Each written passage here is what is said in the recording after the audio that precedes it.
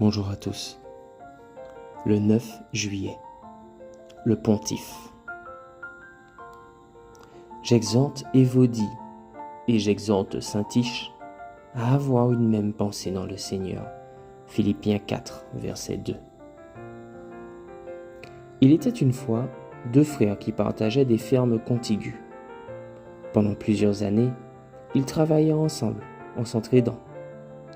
Un jour, un petit malentendu se transforma en un gros problème qui finit par exploser en échange d'insultes et se solda par des mois de silence.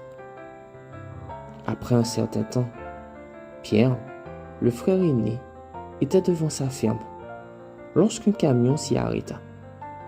Un homme en sortit avec une boîte à outils. « Je cherche un emploi temporaire, dit-il. Avez-vous quelque chose pour lequel je peux vous aider ?» « Eh bien, la vérité est que oui, répondit Pierre. Vous voyez ce fossé là-bas?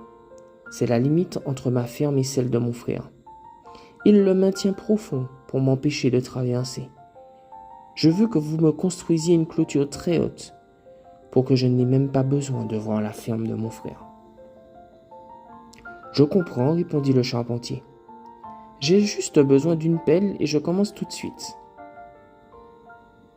Le menuisier se mit à travailler, tandis que Pierre alla en ville.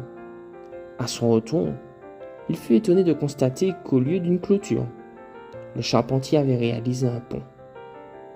Et de l'autre côté se trouvait son frère cadet, qui, en le voyant, tendit les bras et dit « Frère, après tout ce que je t'ai fait, il me semble incroyable que tu veuilles te réconcilier avec moi. Il est temps de tout laisser derrière soi. » C'est ainsi qu'ils s'embrassèrent au milieu du pont. Alors que le charpentier partait, Pierre l'arrêta. « Ne partez pas, j'ai d'autres projets pour vous. »« J'aimerais rester, répondit le charpentier, mais j'ai encore des ponts à construire. » Tout comme le charpentier de l'histoire, Dieu nous a appelés à construire des ponts, à restaurer les relations brisées et à aplanir les aspérités. Dans l'épître aux Philippiens, nous trouvons un exemple de l'attitude conciliante qui devait nous caractériser. Évodie et Saint-Tiche étaient deux dames chrétiennes qui avaient eu des désaccords. Dans sa lettre, Paul les supplie d'avoir une même pensée. Mais quel avait été le problème? La Bible n'en parle pas. Pourquoi? Parce qu'il n'y a pas de dispute ou de friction suffisamment forte pour provoquer la séparation entre deux enfants de Dieu. Jésus nous a réconciliés avec Dieu.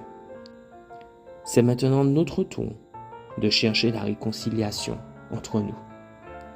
Bonne journée à toi.